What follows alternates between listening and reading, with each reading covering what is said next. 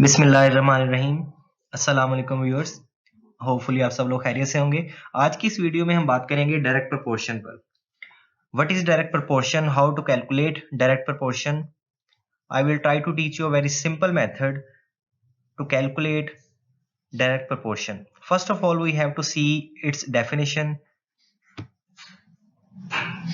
I have written here a very simple definition of direct proportion. As one amount increases, another amount increases at the same rate, and vice versa. Vice versa means if an amount decreases, another amount will also decrease. That means कि अगर direct proportion है उसमें अगर एक amount increase हो रही है तो दूसरी भी अमाउंट उसकी वजह से इंक्रीज होगी। इसी तरह अगर एक अमाउंट डिक्रीज हो रही है तो दूसरी अमाउंट भी उसकी वजह से डिक्रीज होगी। मींस दोनों जो अमाउंट्स हैं, दोनों जो वेरिएबल्स हैं वो सेम डायरेक्शन में मूव करेंगे। आइदर वो अपवर्ड मूव करेंगे या वो डाउनवर्ड जो है वो मूव करेंगे। तो ये एक सिंपल सी इसकी डायरेक्ट प्रोपोर्शन की डेफिनेशन है। अब हम देखते हैं कि इसको हम कैलकुलेट किस तरह से कर सकते हैं। उसके लिए हम एक एग्जांपल का सहारा लेंगे। बड़ी सिंपल सी एक एग्जांपल है। If cost of 7 shirts in a chain store is ₹490, then what how many shirts can we buy if we have ₹630। अगर एक जो 7 शर्ट्स की जो कॉस्ट है वो 490 है, तो अगर हमारे पास 630 रुपीज हो तो हम कितनी शर्ट्स जो है वो बाय कर सकते हैं।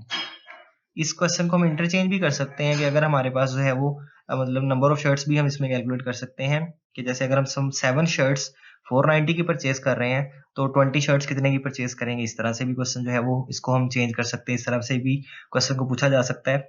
बहरहाल इस वीडियो में हम बात करेंगे अगर हमारे पास 630 रुपीज हो तो फिर हम कितनी शर्ट्स जो हैं वो बाय कर सकते हैं। अब आप यहाँ पर एक चीज बड़ी सिंपली देख सकते हैं कि अगर आपके पास 490 रुपीज है तो आप 7 शर्ट्स परचेज कर रहे हैं, और अगर आपके पास अमाउंट ज्यादा हो यानी अमाउंट आपकी इंक्रीज हो रही है फ्रॉम 490 टू 630, तो फिर आपकी नंबर ऑफ शर्ट्स भी ऑफ कोर्स इंक्रीज होंगी। यानी आप 630 रुपीज से ज्यादा शर्ट्स जो हैं, 7 से ज्यादा शर्ट्स जो है वो परचेज कर सकते हैं। तो यहाँ से हमें ये बात क्लियर होगी कि ये डायरेक्ट प्रोपोर्शन है कि अमाउंट के बढ़ने से नंबर ऑफ शर्ट्स भी बढ़ रही हैं। ठीक है, तो ये पहला हमें जो चीज क्लियर करनी है वो ये है कि डायरेक्ट प्रोपोर्शन है या ये इनवर्स प्रोपोर्शन है। तो यहाँ पर हम इस चीज को क्लियर कर चुके हैं कि ये डायरेक्ट प्रोपोर्शन है। अब हम चलते हैं कि इसको हम सॉल्व कैसे करेंगे। इसका जो सोल्यूशन है उसमें हम सबसे पहले दो चीजें देखेंगे, क्योंकि हमारे पास दो वेरिएबल्स हैं, कॉस्ट और एक नंबर ऑफ शर्ट्स है। जो चीज हमें पता है दोनों, वो है कॉस्ट, उसको हम पहले लिखेंगे, और नंबर ऑफ शर्ट्स जो हमने फाइंड करने उसको हम बाद में लिखेंगे। देखें, पहले हमने 490 रुपीज अगर हमारे पास है तो हम 7 शर्ट्स जो है वो परचेज कर पा रहे थे। राइट, ये 490 शर्ट्स थी हमारे पास, 490 रुपीज से सॉरी हमारे पास, हम उससे 7 शर्ट्स जो है वो परचेज कर पा रहे थे। अब हमारे पास जो अमाउंट है दैट इज 630, हमारे पास 630 रुपीज मौजूद है, तो उससे हम कितनी नंबर ऑफ शर्ट्स जो है वो परचेज कर सकते हैं। इसको हम क्वेश्चन मार्क में लगाया हुआ है, आप यहाँ पर एक्स का जो है वो वर्ड यूज कर सकते हैं। अब नेक्स्ट जो हमने इसमें करना है वो क्या है कि हमने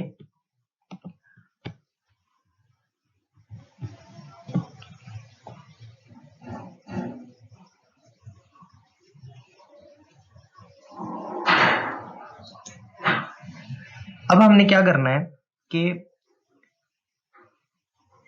सबसे पहले हमने ये एरो का साइन जो है वो लगाना है।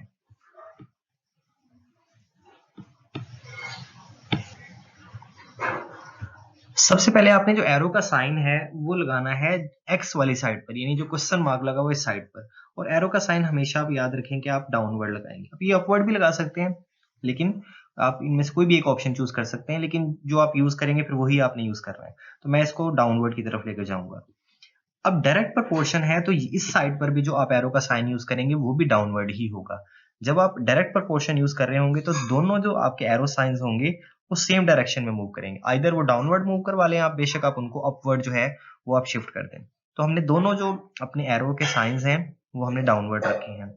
अब हम इसको नेक्स्ट स्टेप की तरफ जाएंगे कि हमने इसको लिखना किस तरह से है। आपने क्या करना है कि जिस तरफ से एरो स्टार्ट हो रहा है, जो स्टार्टिंग पॉइंट ऑफ एरो है, आपने सबसे पहले उसको लिखना है। यानी आपका एरो जो है वो यहां से स्टार्ट हो रहा है, तो आपने सबसे पहले 490 लिखना है। 490 लिखने के बाद आपने रेशो का साइन लगाना है, और फिर आपने उससे नीचे वाली जो फिगर है 630 वो यहाँ पर आपने लिखनी है। उसके बाद आप इक्वल टू का साइन लगा सकते हैं या फिर आप यहाँ पर जो है वो प्रोपोर्शन का साइन जो है वो यूज कर सकते हैं। उसके बाद आप इधर देखें, यहाँ पर भी आपका एरो जो है वो यहाँ से स्टार्ट हो रहा है, मींस आपका पहले जो है वो 7 है तो आप पहले 7 यूज करेंगे और नीचे आपका x है, फिर रेशो के बाद आप x लगाएंगे। याद रखेंगे जहां से आपका एरो स्टार्ट होगा पहले वो लिखेंगे फिगर। अब हम यहाँ पर जो दूसरा हमारा फॉर्मूला है जो कि product of extremes is equal to product of means, वो हम यूज करेंगे। एक्सट्रीम्स जो है वो हम कहते हैं फर्स्ट एंड फोर्थ जो टर्म होती है प्रोपोर्शन की, फर्स्ट और फोर्थ जो है वो एक्सट्रीम्स कहलाते हैं और सेकंड और थर्ड जो है ये मीन्स कहलाते हैं। ये भी आप याद रखिएगा। तो हम प्रोडक्ट ऑफ एक्सट्रीम्स जो है वो लेंगे, वो किस तरह होगा 490 को x से मल्टीप्लाई करके और प्रोडक्ट ऑफ मीन्स जो है वो आएगा 630 को 7 से मल्टीप्लाई करके। यानी हमने 490 को जो है वो x से मल्टीप्लाई कर दिया है और जो 630 है उसको हमने 7 से मल्टीप्लाई कर दिया है। अब हम नेक्स्ट स्टेप के अंदर इसको सॉल्व कर लेंगे। x इज इक्वल टू ये 630 मल्टीप्लाई बाय 7 और ये इधर आकर मल्टीप्लाई हो रहा था 490 x से डिवाइड हो जाएगा।